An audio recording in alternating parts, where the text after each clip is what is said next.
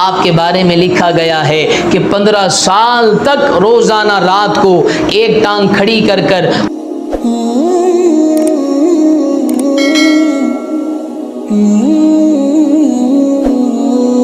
الحمدللہ رب العالمین والصلاة والسلام علی سید الانبیاء والمرسلین اما بعد فاعوذ باللہ من الشیطان الرجیم بسم اللہ الرحمن الرحیم۔ میرے محترم ناظرین، آج پھر ایک نیا موضوع لے کر آپ کی بارگاہ میں حاضر خدمت ہیں۔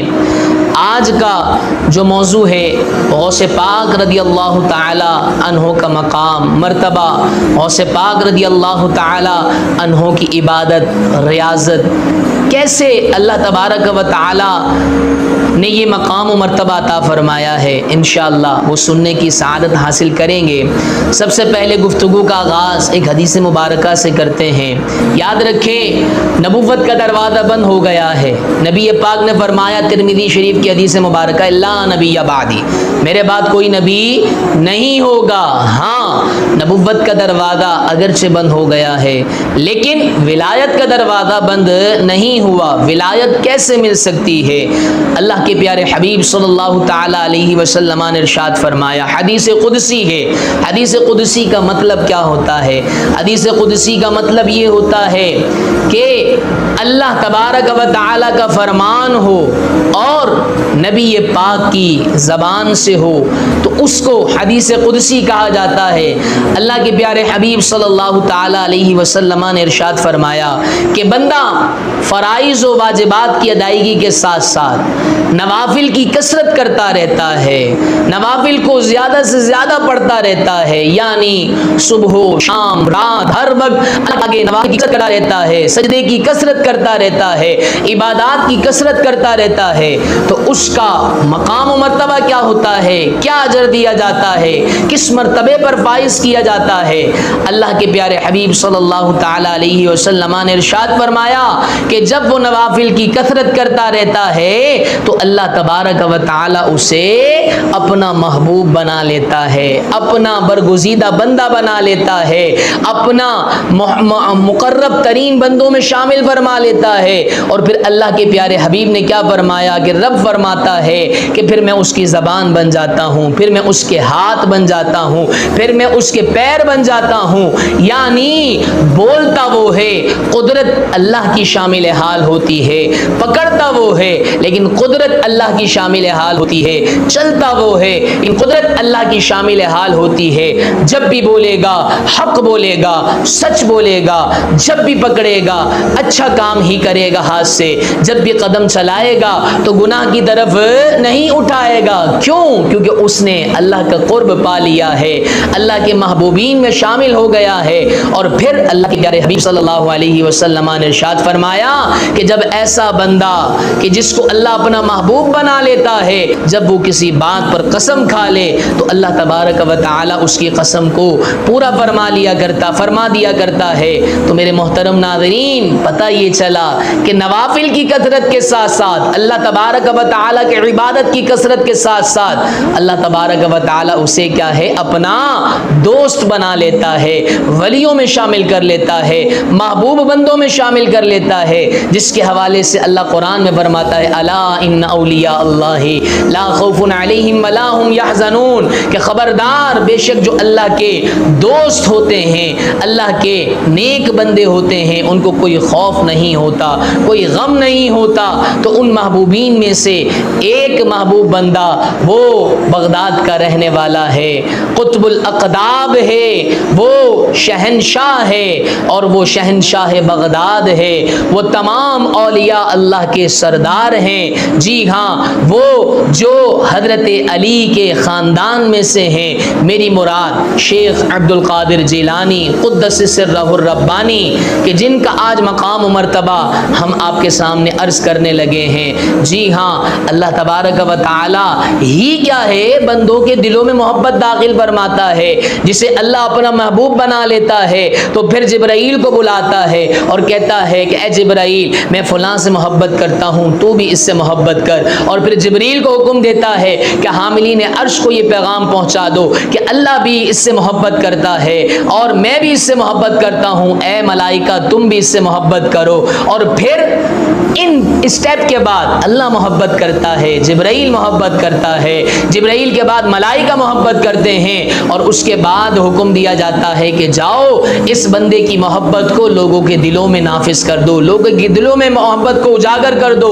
پھر لوگ بھی کیا ہے اس سے محبت کرنے لگتے ہیں۔ تو انہی محبت کرنے والے میں سے ایک بندہ وہ شیخ عبد القادر جیلانی ہے کہ جس کا مقام و مرتبہ یہ ہے کہ وہ کہتے ہیں کہ میرا قدم تمام اولیاء اللہ کی گردنوں پر ہے، یعنی وہ اولیاء اللہ کے سردار ہیں، اور ان کی عبادت کا عالم یہ ہے، ان کی ریاضت کا عالم یہ ہے کہ ایک مرتبہ کی بات ہے، کہتے ہیں کہ ایک شخص بہجت الاسرار میں یہ واقعہ لکھا ہوا ہے کہ ایک شخص دیکھتا ہے کہ ایک شخص کعبۃ اللہ المعظمہ کی دیوار پر چمٹا ہوا ہے اور رو رو کر بس دعا کر رہا ہے کہ اے اللہ مجھے بخش دے، اے اللہ مجھے بخش دے۔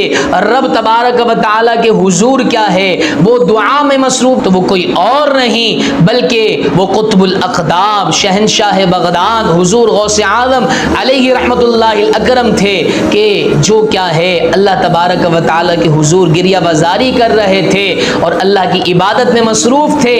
تو انہی عبادت کی وجہ سے اللہ تبارک و تعالیٰ نے غوث پاک رضی اللہ تعالیٰ عنہ کا مقام و مرتبہ بہت بلند کیا ہے، اور ایسے ہی نہیں مقام ملتا بلکہ غوث پاک رضی اللہ تعالیٰ عنہ کے حوالے سے ملتا ہے کہ 25 سال کم و بیش جنگل میں ریاضات کے اندر نکل گئے، جنگل میں پتے کھا کر گزارا کیا ہے، اور ایسے ہی نہیں قطب الاقطاب کا درجہ ملتا ہے، ایسے ہی نہیں شہنشاہ ولایت کا درجہ ملتا ہے، ایسے نہیں اولیاء اللہ کا سردار بنایا جاتا ہے، بلکہ اپنے آپ کو فنا کرنا پڑتا ہے۔ جو فنا فی اللہ ہو جاتا ہے، فنا فی الرسول ہو جاتا ہے، پھر اللہ تبارک و تعالی اس کے مرتبے کو بلند کر دیا جاتا ہے۔ اللہ اکبر کبیرہ۔ غوث پاک رضی اللہ تعالی عنہ کی عبادت کا عالم یہ تھا کہ غوث پاک رضی اللہ تعالی عنہ نے 40 سال تک عشاء کے وضو سے فجر کی نماز با جماعت ادا کی ہے۔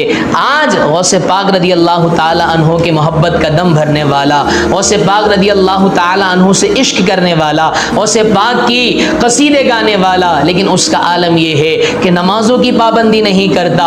میرے غوث پاک رضی اللہ تعالی عنہ کا تو یہ مقام تھا، یہ مرتبہ تھا، ان کا علمی مقام یہ تھا کہ غوث پاک رضی اللہ تعالی عنہ تو عشاء کے وضو سے فجر کی نماز با جماعت ادا کیا کرتے تھے۔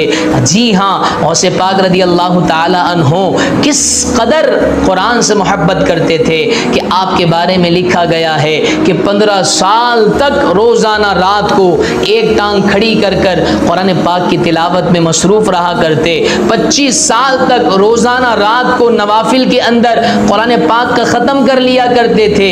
یہ غوث پاک رضی اللہ تعالی عنہ کی عبادت کا عالم ہے۔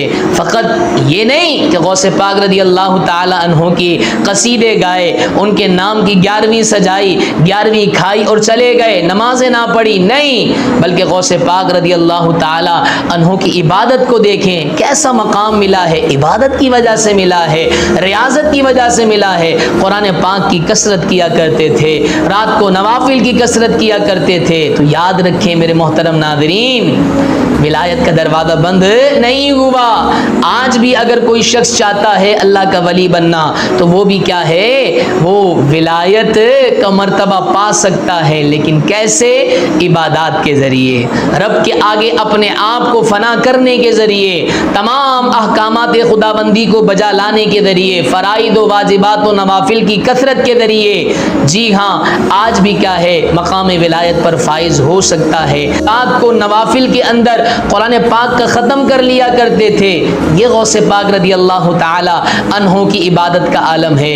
فقط یہ نہیں کہ غوث پاک رضی اللہ تعالی عنہ کی قصیدے گائے، ان کے نام کی 11ویں سجائی، 11ویں کھائی اور چلے گئے، نمازیں نہ پڑھی، نہیں، بلکہ غوث پاک رضی اللہ تعالی عنہ کی عبادت کو دیکھیں، کیسا مقام ملا ہے، عبادت کی وجہ سے ملا ہے، ریاضت کی وجہ سے ملا ہے۔ قرآن پاک کی کثرت کیا کرتے تھے، رات کو نوافل کی کثرت کیا کرتے تھے۔ تو یاد رکھیں میرے محترم ناظرین، ولایت کا دروازہ بند نہیں ہوا. آج بھی اگر کوئی شخص چاہتا ہے اللہ کا ولی بننا تو وہ بھی کیا ہے, وہ ولایت کا مرتبہ پا سکتا ہے. لیکن کیسے؟ عبادات کے ذریعے, رب کے آگے اپنے آپ کو فنا کرنے کے ذریعے, تمام احکامات خدا بندی کو بجا لانے کے ذریعے, فرائض و واجبات و نوافل کی کثرت کے ذریعے. جی ہاں, آج بھی کیا ہے, مقام ولایت پر فائز ہو سکتا ہے.